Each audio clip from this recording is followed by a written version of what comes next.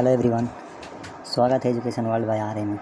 दोस्तों, आज की इस वीडियो में हम एनसीईआरटी हिस्ट्री के जो है क्लास 11th 12th और अदर सब्जेक्ट के एग्ज़ाम्स की जो हम डिस्कस करने वाले हैं, जो पिछले साल के पूछे गए सभी प्रश्नों से हैं। और आज में जो है पार्ट 2 में बात करेंगे। इससे पहले अगर हमारे पार्ट 1 को नहीं देखे हैं तो वीडियो के डिस्क्रिप्शन में जाके लिंक दिया हुआ है, जाके वीडियो का पार्ट 1 देखें। चलिए फ्रेंड, बिना समय गवाए वीडियो को स्टार्ट करते हैं। वीडियो स्टार्ट करने से पहले मेरा छोटा सा आपसे रिक्वेस्ट है कि चैनल पे आप नए हैं तो चैनल को कर लीजिए सब्सक्राइब। पहला प्रश्न है हमारा कि हड़प्पा टीले का उल्लेख सर्वप्रथम 1826 ईस्वी में किसने किया था। 4 ऑप्शन आपकी स्क्रीन पर है, आप चाहे तो वीडियो को पॉज करके आंसर लगा सकते हैं। तो इनका पहला ऑप्शन हो जाएगा चार्ल्स मेसन, दूसरा हो जाएगा जॉन ब्रेटन, तीसरा हो जाएगा विलियम ब्रेटन और चौथा हो जाएगा सर जॉन मार्शल। तो राइट आंसर क्या हो जाएगा दोस्तों? ये ऑप्शन हो जाएगा चार्ल्स मेसन सॉरी। पहला प्रश्न हो गया। उसके बाद दूसरा प्रश्न है हमारा, मोहनजोदड़ो की खोज 1922 में किसने की थी। 4 ऑप्शन आपकी स्क्रीन पर। पहला ऑप्शन है दयाराम साहनी, दूसरा है माधव स्वरूप वत्स, तीसरा है राखालदास बनर्जी, चौथा है रंगनाथ राव। तो राइट आंसर क्या हो जाएगा इसका? राखालदास बनर्जी ने किया था 1922 ईस्वी में मोहनजोदड़ो की खोज। अब अगला प्रश्न है हमारा तीसरा नंबर प्रश्न है, सिंधु घाटी सभ्यता में हल का प्रमाण मिला है, अर्थात किस जगह से मिला है। 4 ऑप्शन दिया गया है। पहला ऑप्शन है हड़प्पा, दूसरा मोहनजोदड़ो, तीसरा है रोपड़ और चौथा है कालीबंगान। तो राइट आंसर क्या हो जाएगा दोस्तों इसका? राइट आंसर हो जाएगा इसका कालीबंगान से मिला है। अब हड़प्पा सभ्यता, अगला प्रश्न है कि हड़प्पा सभ्यता में प्राप्त अवतल चक्की पर किस पुराविद ने प्रकाश डाला था, अर्थात इनको जो है किसने मतलब कि प्रकाशित किया था, खोजा था। 4 ऑप्शन दिया गया है। पहला है कनिंघम, दूसरा है अर्नेस्ट मेके, तीसरा है जॉन मार्शल, चौथा है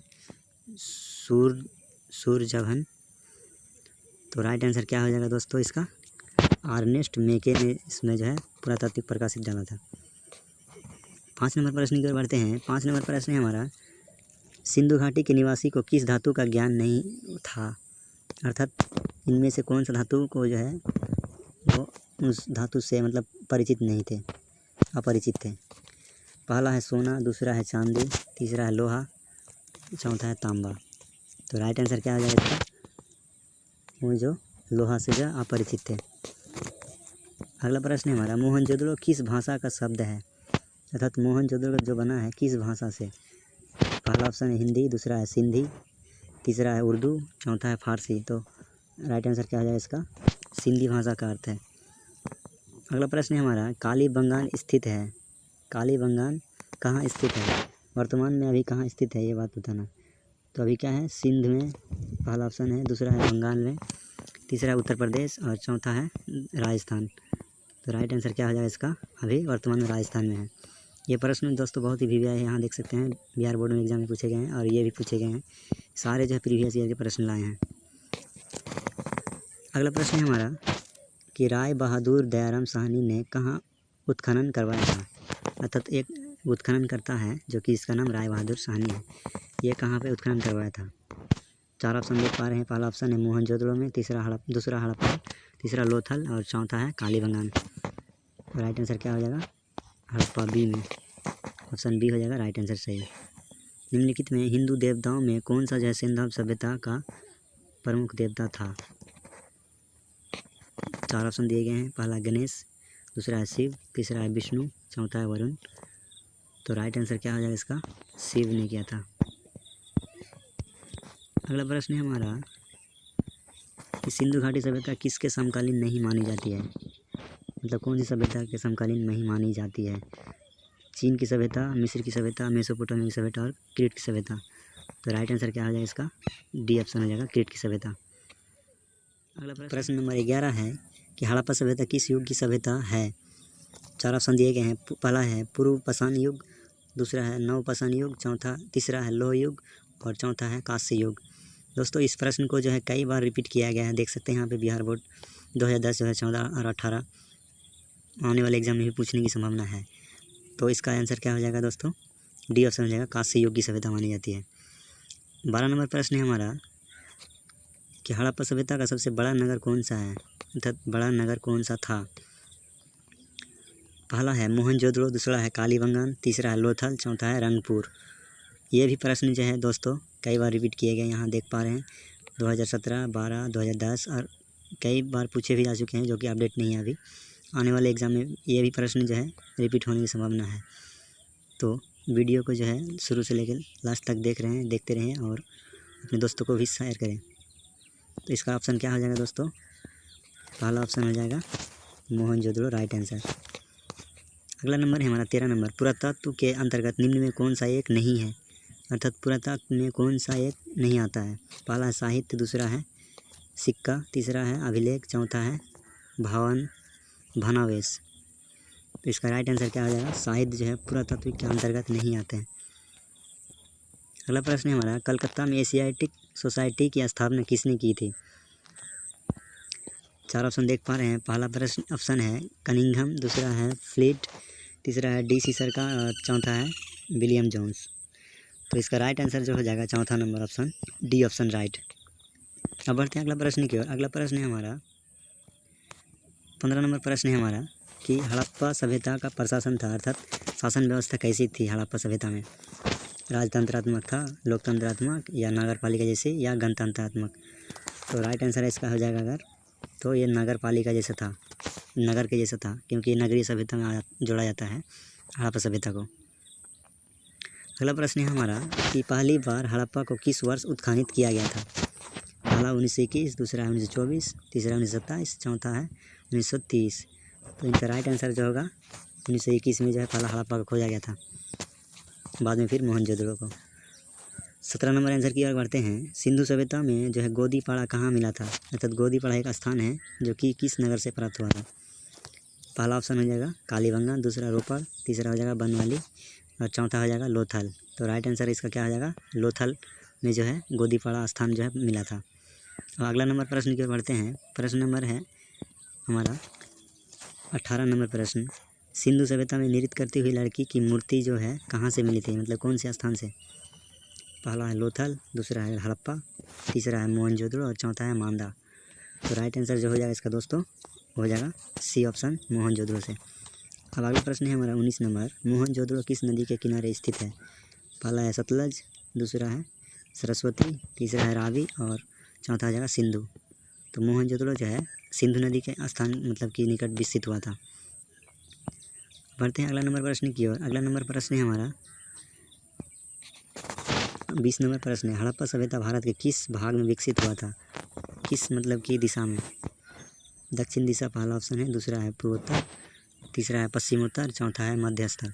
यह प्रश्न जो है डाउट में है, फिर भी मैं इसमें डिस्कस कर देता हूँ। तो इसका जो है राइट आंसर हो जाएगा पश्चिमोत्तर में ही विकसित हुआ था। आप चाहें तो गूगल में भी सर्च करके देख सकते हैं राइट आंसर क्या हो सकते हैं। बढ़ते हैं अगला प्रश्न की ओर। 21 नंबर प्रश्न है हमारा, लोथल जो है किस नदी के किनारे स्थित है? पहला ऑप्शन है सिंधु, दूसरा ब्यास, तीसरा भोगवा और चौथा है रावी नदी। दोस्तों इस प्रश्न पे भी मैं डिस्कस अगर करूँ तो यह प्रश्न जो है प्रीवियस ईयर में पूछे जा चुके हैं, यहाँ देख पा रहे हैं बिहार एग्ज़ाम में।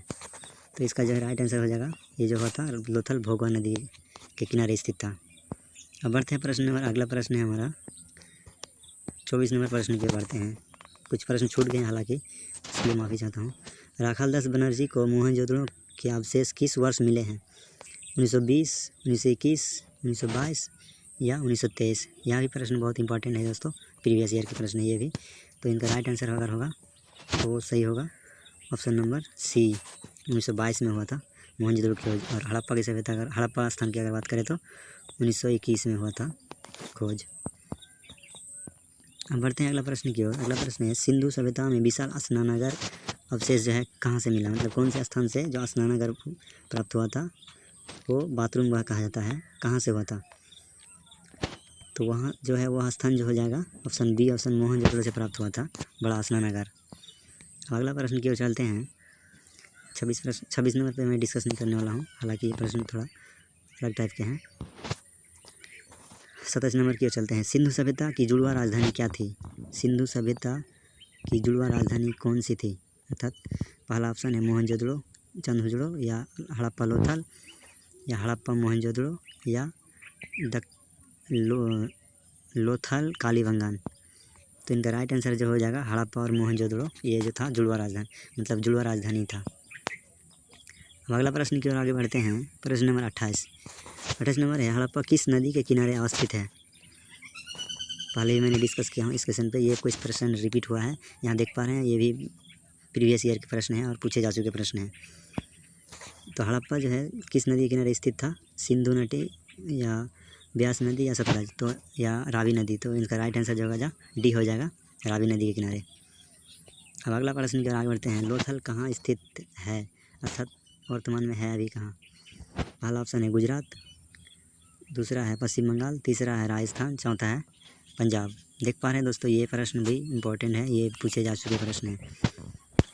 तो इनका जो हो जाएगा आंसर ये गुजरात में है वर्तमान में लोथल।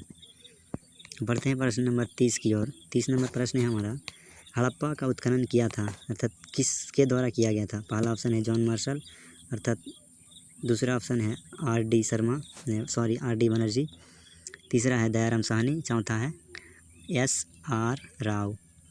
तो इसका राइट आंसर क्या होगा आप कमेंट में बता सकते हैं, वीडियो को पोस्ट करके बता सकते हैं। इसका राइट आंसर जाएगा दयाराम साहनी ने किया था हड़प्पा की खोज, वो किया था 1921 में।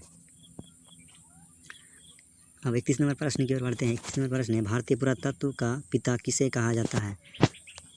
ऑप्शन देख पा रहे हैं, 4 ऑप्शन दिए गए हैं। पहला ऑप्शन हो जाएगा लॉर्ड कर्जन को, दूसरा हो जाएगा अलेक्जेंडर कनिंघम को, तीसरा दयाराम साहनी, चौथा हो जाएगा लॉर्ड डलहौजी को। तो इसका जो राइट आंसर होगा वो अलेक्जेंडर कनिंघम को माना जाता है पहला। अब बढ़ते हैं अगला प्रश्न की ओर। अगला प्रश्न डालकर विजय प्राप्त करने का कार्य सर्वप्रथम किस राजा के द्वारा मतलब किया गया था, किस राजा ने किया था? 4 ऑप्शन दिया गया। पहला राजा शत्रु, दूसरा है पुष्यमित्र शुंग, तीसरा है अशोक और चौथा है समुद्रगुप्त। तो राइट आंसर क्या होगा दोस्तों? इसका राइट आंसर ये हो जाएगा अजात शत्रु जो किया था। अब जीवक वेद, अगला प्रश्न है, जीवक वेद किस वंश के काल में था? पहला ऑप्शन है मौर्य काल, दूसरा है गुप्त काल, तीसरा है हर्यक और चौथा है कुषाण। तो राइट आंसर क्या हो जाएगा इसका दोस्तों? हर्यक वंश का जीवक वेद जो था वो हर्यक वंश से संबंध रखता था। अब अगला प्रश्न की ओर बढ़ते हैं। अगला प्रश्न है हमारा, अपने स्वयं के खर्चे से सुदर्शन झील की मरम्मत किसने की थी, अर्थात उसको पुनः निर्माण मतलब किसने किया था, कौन से शासक ने? पहला ऑप्शन है अशोक, दूसरा है कनिष्क, तीसरा है रुद्रदमन और चौथा है स्कंदगुप्त। तो इसका राइट आंसर जो हो जाएगा वो सी नंबर हो जाएगा, जो रुद्रदमन ने करवाया था। अब अगला प्रश्न की ओर बढ़ते हैं कि पाटलिपुत्र नगर की स्थापना उदय ने किस किस नदी के संगम पर मतलब की थी? 4 ऑप्शन दिया गया है। पहला ऑप्शन है गंगा, दूसरा है सोन, तीसरा है पुनपुन और चौथा इनमें से सभी नदी के संगम पर। तो इसका राइट आंसर जो होगा डी हो जाएगा, इनमें सभी के आंसर संगम पर। अब अगला प्रश्न की आगे बढ़ते हैं। समस्त भारत ही नहीं एशिया एवं यूरोप में सर्वप्रथम हुनों को परास्त करने का श्रेय किस शासक को दिया जाता है? 4 ऑप्शन दिया गया है। पहला अशोक, दूसरा है स्कंदगुप्त, तीसरा है समुद्रगुप्त और चौथा है नेपोलियन। इसका राइट आंसर जो हो जाएगा दोस्तों हो जाएगा स्कंदगुप्त को दिया जाता है। अब अगला प्रश्न की ओर आगे बढ़ते हैं। अगला प्रश्न है हमारा, यूरोप का समुद्रगुप्त कौन था? यूरोप का समुद्रगुप्त कौन था? 4 ऑप्शन दिया गया है, हिटलर, नेपोलियन, बिस्मार्क और मुसोलिनी। तो 4 ऑप्शन में से सही आंसर कौन सा होगा दोस्तों? इसका हो जाएगा नेपोलियन को माना जाता है, नेपोलियन को कहा जाता था। अगला प्रश्न है, किसके जो है अभिलेख में भूमिदान का उल्लेख मिलता है? 4 ऑप्शन में से आपको सही ऑप्शन कौन सा है उसको टिक करना है। पहला है अशोक, दूसरा है समुद्रगुप्त, तीसरा है प्रभावती गुप्त और चौथा है इनमें से सभी। इसका राइट आंसर जो होगा दोस्तों वो हो जाएगा प्रभावती गुप्त। अब बढ़ते हैं अगला प्रश्न की ओर। अगला प्रश्न है हमारा कि भूमि अनुदान से संबंधित सर्वप्रथम अभिलेखीय प्रमाण किसका है? किसका है? तो 4 ऑप्शन दिया गया है, आप चाहें तो सही आंसर वीडियो को पॉज करके कमेंट पे लगा सकते हैं। पहला ऑप्शन है मौर्य काल का, दूसरा है सातवाहन काल का, तीसरा है शुंग काल और चौथा है गुप्त काल का। तो राइट आंसर क्या हो जाएगा दोस्तों? इसका सातवाहन काल का जो है प्रमाण मिलता है। अब अगला प्रश्न है, 510 ईस्वी में सती प्रथा का साक्ष्य वाला प्रथम अभिलेख कहाँ मतलब मिला था, किस अभिलेख से? पहला ईरान सागर अभिलेख, दूसरा है गुर्जरा, तीसरा है मस्की और चौथा है जूनागढ़। तो इसका राइट आंसर जो होगा फ्रेंड ये हो जाएगा ईरान सागर अभिलेख से मिला था। गुर्जरा अगर बात करें गुर्जर और मस्की की, तो अशोक का जो नाम अशोक जो है मिलता है वो जो है मस्की और गुर्जर अभिलेख में अशोक मिलता है, अशोक का नाम। अगला प्रश्न की बढ़ते हैं, किस शिलालेख में अशोक द्वारा कलिंग विजय का पता चलता है? मतलब कितने नंबर पे, प्रथम या 5वां या 10वां या 13वां? दोस्तों ये प्रश्न बहुत ही भिविया प्रश्न है, आपको इस प्रश्न को याद रखना है। ये प्रश्न रिपीट कई बार कर चुके हैं। यहाँ देख पा रहे हैं पूछे गए प्रश्न है जो कि बिहार एग्जाम में, तो इसका जो है 13वें में। अगला प्रश्न की ओर बढ़ते हैं, किस विद्वान ने मात्र अभिलेख के आधार पर अशोक का इतिहास लिखने का जो है शलाघ्य प्रयास किया?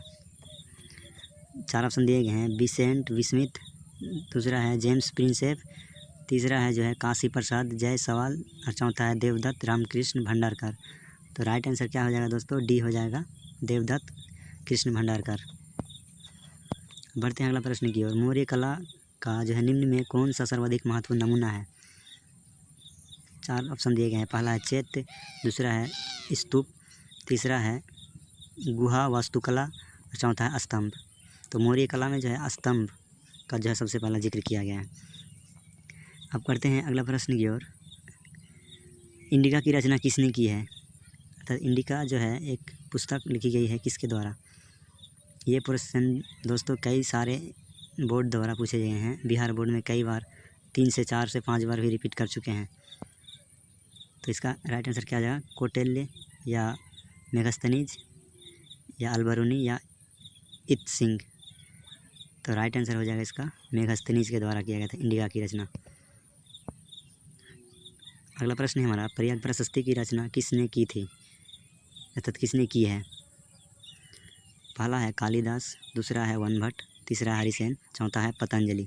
ये प्रश्न ही दोस्तों बहुत ही वीवीआई माने जाते हैं।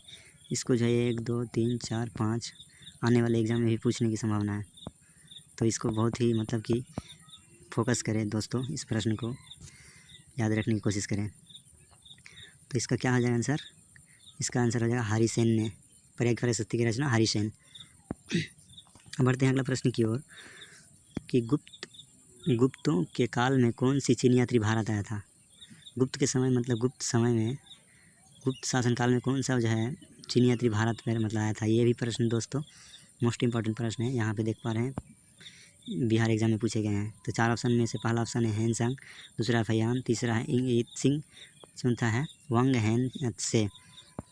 तो राइट आंसर इसका जो होगा दोस्तों फयान आया था वो चीनी यात्री पहला। अब बढ़ते हैं अगला प्रश्न की ओर, भारतीय इतिहास का जो है कौन सा काल स्वर्ण काल से जाना जाता है? यह भी प्रश्न दोस्तों बहुत ही विविध प्रश्न है, यहाँ देख पा रहे हैं पूछे गए हैं प्रश्न। स्वर्ण काल के नाम से जाना जाता है कौन सा काल को? पहला है मौर्य काल, दूसरा है गुप्त काल, तीसरा है मुगल काल और चौथा है अंग्रेजों का काल। तो इसका राइट आंसर जो होगा दोस्तों ये हो जाएगा गुप्त काल, सबसे ज़्यादा मतलब लंबा काल में स्वर्ण काल माना जाता है। अगला प्रश्न है हमारा, अशोक किस वंश का शासक था? मैंने इससे पहले डिस्कस किया था किस धर्म से मतलब संबंध रखते थे। यहाँ देख पा रहे हैं दोस्तों ये भी प्रश्न वीवीआई प्रश्न है, इसको पूछा गया प्रश्न है। अशोक जो है किस वंश का था?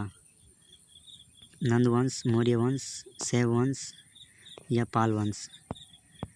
ये वंश के बारे में डिस्कस किया है दोस्तों, धर्म से नहीं। तो ये जो था मौर्य वंश का संबंध था, मौर्य वंश से संबंध रखता था। अगला प्रश्न है हमारा, कौटिल्य की कृति मतलब कौटिल्य द्वारा निर्मित कौन सी है? कौटिल्य द्वारा कौन सी मतलब निर्मित की? यहाँ देख पा रहे हैं दोस्तों वीवीआई प्रश्न है, इसको भी रिपीट किया गया है।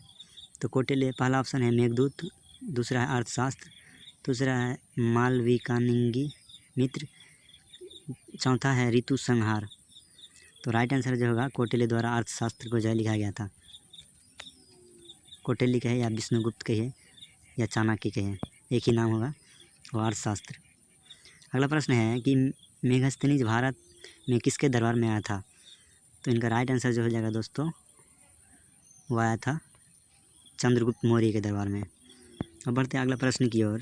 अगला प्रश्न है हमारा, समुद्रगुप्त की जानकारी होती है मतलब कौन सी अभिलेख या प्रशस्ति से? पहला है मथुरा अभिलेख, दूसरा है प्रयाग प्रशस्ति, तीसरा है वंशखेड़ा अभिलेख, चौथा है ऐहोल अभिलेख। इसमें राइट आंसर कौन सा है आप चाहे तो कमेंट पे लगा सकते हैं वीडियो को पॉज करके। इसका राइट आंसर जो होगा वो फ्रेंड होगा बी ऑप्शन प्रयाग प्रशस्ति से। अगला प्रश्न है हमारा कि पाटलिपुत्र की स्थापना किसने की थी। 4 ऑप्शन देख पा रहे हैं। पहला बिंबिसार, दूसरा उदयन, तीसरा अजातशत्रु, चौथा है चंद्रगुप्त मौर्य। राइट आंसर क्या होगा दोस्तों इसका राइट आंसर हो जाएगा बी ऑप्शन, उदयन ने किया था। अगला प्रश्न है नवरत्न किस शासक के दरबार में रहते थे। पहला ऑप्शन है अशोक, दूसरा है कनिष्क, तीसरा है समुद्रगुप्त, चौथा है चंद्रगुप्त विक्रमादित्य। तो राइट आंसर क्या हो जाएगा इसका दोस्तों, वो था कनिष्क के समय में। हालांकि अकबर के समय में रहा होगा। तो ऑप्शन के हिसाब से यहाँ पे राइट आंसर हो जाएगा कनिष्क के मतलब दरबार में। अगला प्रश्न है अभिज्ञान शकुंतलम के रचनाकार कौन है, किसने किया था। पहला ऑप्शन है कालिदास, दूसरा है वन भट्ट, और तीसरा है अश्वघोष, और चौथा है कौटिल्य। तो कालिदास जो है इसका जो है रचनाकार माना जाता है, इसी ने अभिज्ञान शकुंतला की रचना की है।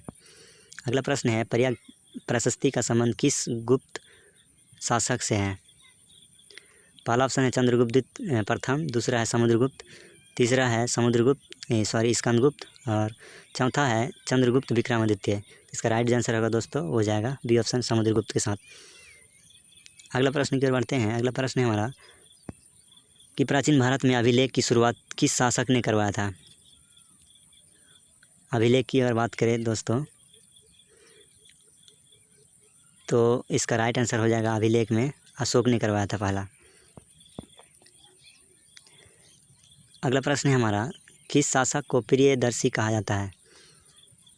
पहला अशोक, दूसरा है समुद्रगुप्त, तीसरा है चंद्रगुप्त, और चौथा है बिंदुसार।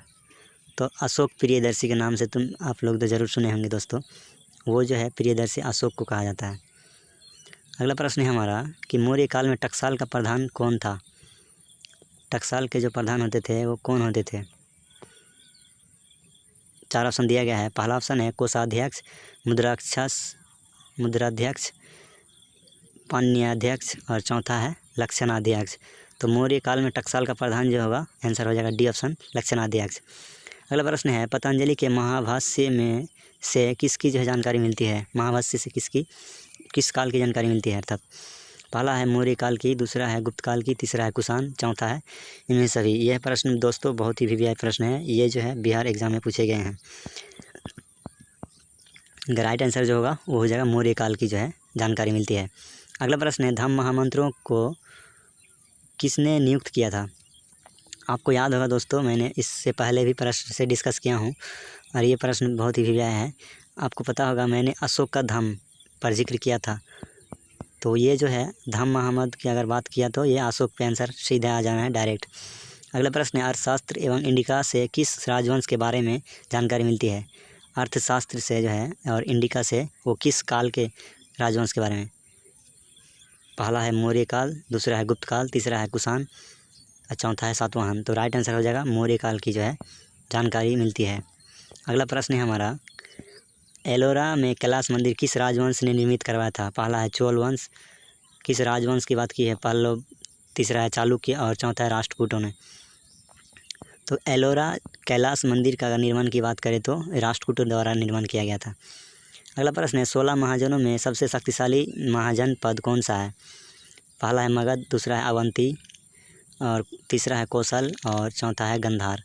16 महाजन में सबसे अगर शक्तिशाली महाजन पद है तो वो है मगध, पहला नंबर पे जो है ऑप्शन सही है। अब बढ़ते हैं अगला प्रश्न की ओर। यहाँ फिर आ गया दोस्तों, प्रश्न जो है रिपीट हो चुके हैं यहाँ पे, हालांकि भी प्रश्न है। अगला प्रश्न है पुराणों की संख्या कितनी है। दोस्तों मैंने इससे पहले भी प्रश्न मतलब रिपीट हो चुके हैं, तो इसका जो राइट आंसर हो जाएगा वो 18 हो जाएगा। और वेदांग की अगर बात करें, वेदांग जो हो जाएगा 6, और वेद हो जाएगा 4, ओनली सिर्फ 4। इन बातों को याद रखना है दोस्तों, कभी कंफ्यूज मत होना। अगला प्रश्न है हमारा कि अर्थशास्त्र के लेखक कौन है। अब देख पा रहे हैं दोस्तों यह प्रश्न बहुत ही वीवीआई प्रश्न है। इनको जो है आने वाले एग्ज़ाम में 110% मानिए कि पूछने वाली प्रश्न है ये। इस प्रश्न को दोस्तों अब एकदम याद रखना है। तो अर्थशास्त्र के लेखक कौन है। 4 ऑप्शन दिया गया। पहला है वाल्मीकि, दूसरा है मनु, तीसरा है कौटिल्य चाणक्य, और चौथा है वेद व्यास। तो अर्थशास्त्र के लेखक जो है वो चाणक्य कहे, कौटिल्य कहे, या विष्णुगुप्त कहे, आंसर जाएगा सिर्फ जाएगा तो कौटिल्य पर ही जाएगा। ठीक है, तीनों नाम एक ही पर है, तो इसका लेखक हो जाएगा अर्थशास्त्र के लेखक कौटिल्य, चाणक्य या विष्णुगुप्त।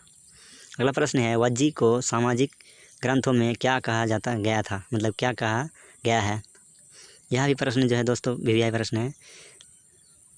वज्जी को सामाजिक ग्रंथ में क्या कहा गया है। पहला ऑप्शन है गणसंघ, दूसरा है गणतंत्र, तीसरा है राजसंघ और चौथा है इनमें से सभी। तो इनसे राइट आंसर हो जाएगा गणतंत्र कहा गया है। अगला प्रश्न है, जनपद शब्द का शाब्दिक अर्थ क्या है। जनपद शब्द का शाब्दिक अर्थ, यह भी प्रश्न जो है दोस्तों प्रीवियस ईयर के हैं, जो कि पूछे गए प्रश्न बिहार एग्जाम में। तो इसका राइट आंसर जो हो जाएगा दोस्तों, ये ऑप्शन हो जाएगा जहाँ लोग अपना घर बनाते हैं। अब बढ़ते हैं अगले प्रश्न की ओर। अगला प्रश्न हमारा क्या है, अगला प्रश्न है हमारा, पंच चिन्ह वाले सिक्के बने होते थे। दोस्तों ये प्रश्न जो है देख पा रहे हैं, यहाँ पे पूछे गए प्रश्न है। इनको थोड़ा सा मैं दिखा रहा हूँ आपको, यहाँ देख पा रहे हैं, ये जो है 2015 और भी एग्जाम में पूछे गए हैं। तो पंचतंत्र चिन्ह वाले सिक्के बने होते थे किस किस धातु से। तो आपको यहाँ पे 4 ऑप्शन दिया गया है, सोने के, चांदी के, तांबे के और इनमें से ब और स दोनों। तो राइट आंसर क्या हो जाएगा दोस्तों, डी हो जाएगा, ब और स, अर्थात चांदी और तांबे के बने होते थे, ना कि सोने के। अगला प्रश्न है हमारा, पाटलिपुत्र नगर की स्थापना किसने की है। यह प्रश्न भी हालांकि रिपीट हुए हैं, यहाँ पे देख पा रहे हैं दोस्तों प्रीवियस ईयर के हैं, इस कारण से मुझे प्रश्न को फिर से मेंशन करना पड़ा। तो इसका जो है पाटलिपुत्र नगर की स्थापना ये किया था उदयनभद्र ने। अगला प्रश्न है, तक्षशिला विश्वविद्यालय कहाँ स्थित है। वीवीआई प्रश्न है दोस्तों, इसको भी याद रख लेना है।